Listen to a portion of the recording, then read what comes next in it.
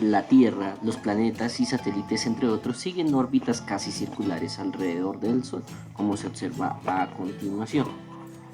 Si vemos, la trayectoria que tiene la Tierra sobre el Sol son alrededor de 365 días y siguen órbitas casi circulares, donde si un cuerpo gira en una circunferencia, se propone encontrar la ley de la fuerza centrípeta dirigida a cualquier punto dado a través de la fuerza de gravitación universal, que se muestra a continuación. La fuerza de atracción gravitacional, que sería la acción entre los dos cuerpos, es igual a la constante de gravitación universal, que equivale a 6,67 por 10 a la menos 11 newtons, metros cuadrados, kilogramos al cuadrado, y que fue propuesta por Cavendish con la balanza de torsión. De igual manera tiene en cuenta la masa de dos cuerpos y la distancia entre ambos cuerpos. A medida que se aumenta alguna de la fuerza de los dos cuerpos, como se observa en el vector de color azul, ¿qué sucede? La fuerza de atracción entre los dos aumenta.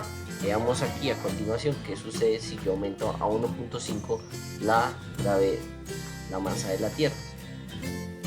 Sucede que la fuerza de atracción entre los dos cuerpos va a ser mucho mayor y se comprueba que los vectores son mucho más grandes. Veamos ahora otra situación donde el Sol es 2 veces al que conocemos comúnmente.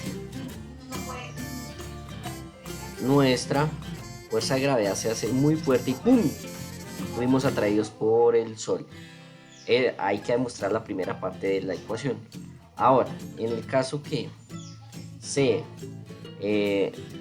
cambien, digamos, las trayectorias, ¿cierto? De nuestros planetas, ¿cierto?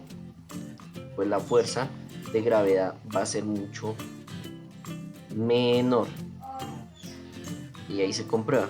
A mayor distancia, menor es la fuerza de gravitación universal. Y en cambio, a menor distancia, la fuerza de gravitación entre ambos es mucho mayor, como se observa, sea desde un satélite, sea desde un satélite natural como la Luna o un satélite artificial como la Estación Espacial Internacional, que logra su giro en 90 minutos. Esta fuerza de gravedad también afecta de manera contundente la aceleración de la gravedad. Si vemos hasta la superficie de la Tierra, que está marcado con azul, nuestra gravedad aumenta de manera constante hasta llegar a 9,8. Sin embargo, a medida que ascendemos, nuestra gravedad, o sea, como decir, llegamos al Everest y después llegamos hasta la Estación Espacial Internacional y así sucesivamente, nuestra gravedad va decreciendo de manera inversamente proporcional a su distancia. Esto es lo que sucede de manera gráfica en nuestra fuerza de gravitación universal. Nos alejamos, la gravedad se hace mucho más pequeña. Veamos ahí, los vectores se hacen mucho más pequeños, pero a medida que nos acercamos la gravedad se hace mucho más intensa. Acá me está diciendo que es básicamente un sumidero, la gravedad en la Tierra, ¿no? Donde todos los puntos convergen, ¿cierto? Haciendo que todos los elementos se vayan hacia el centro del universo. O como se muestra en la siguiente situación, nuestra gravedad va cambiando de acuerdo a la posición geoespacial. Ahí va cambiando en los diferentes puntos, al igual que nuestra fuerza de gravitación de dos objetos. En este caso sería sistema Tierra humano. ¿Ok? Y ahí se compra. Esta ley es tan importante que nos sirve para los satélites geoestacionarios. Si vemos acá, digamos, nuestro satélite se está desplazando, ¿cierto? Y a medida que aumenta nuestra distancia con relación a la Tierra, la velocidad de nuestro satélite pues se va haciendo más pequeña, pero a medida que nos acercamos, nuestra velocidad de nuestro satélite se hace mucho más grande.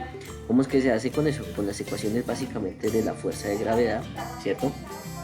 Y pues tiene en cuenta básicamente la constante de Cavendish, la masa del planeta, la masa del satélite y la distancia que se encuentra con relación a que al radio de la Tierra más la altura que es de separación entre ambos puntos.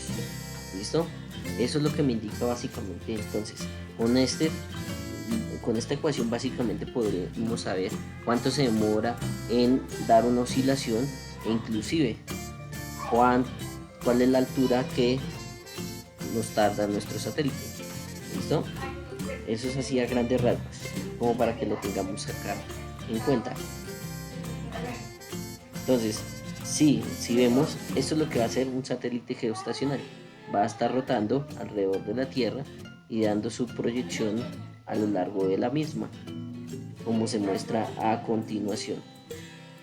Y ahí cumple que son 23 horas. Frey realizó gran número de mediciones sobre el movimiento de los planetas durante 20 años, proporcionando medidas de notable precisión sobre el movimiento de los planetas y de más de 700 estrellas visibles al ojo humano, con un sextante y un compás. Su discípulo alemán Johannes Kepler retomó los datos recopilados por el mentor.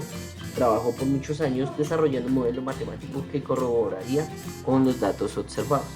Para ello, estableció tres leyes de los planetas. La primera ley nos habla: todos los planetas se mueven en órbitas elípticas con el Sol en uno de sus focos. Esta ley a veces se le llama la ley de las órbitas. Si vemos acá a continuación en esta figura, básicamente la excentricidad, que es cercana a cero, es básicamente una circunferencia. A medida que se va alejando de cero, ¿cierto? Como decir, digamos, este podría ser 0.5, se va volviendo más elíptico hasta que llega a una excentricidad mucho mayor, que es prácticamente 1, y eso es una elipse completa. La mayoría de los planetas tienen excentricidades cercanas a cero, para que lo tengamos ahí en cuenta. El Sol, si se dan cuenta, se encuentra en uno de los focos. ¿Listo? Para que lo tengamos ahí en cuenta. ¿Qué pasa si no estuvieran en alguno de los focos? O que fuera una trayectoria toda loca. Pues esto nos sucedería con nuestro planeta. ¡Pum! Tener en cuenta la segunda ley de Kepler. Básicamente nos habla sobre las áreas recorridas y los tiempos que se gastan en dichas áreas. Si vemos estas tres áreas, o sea, que están marcadas acá, tienen la misma duración, ¿cierto? Y por lo tanto se compensan o son proporcionales a esta misma área. ¿Ok? Por lo tanto, el Sol se encuentra en uno de los focos, ténganlo en cuenta. Eso nos lo dice la primera ley. Y lo segundo, para que lo tengamos en cuenta, el punto más cercano a nuestro foco, en este caso al Sol, se llama perihelio. Y el punto más lejano al Sol se llama afelio.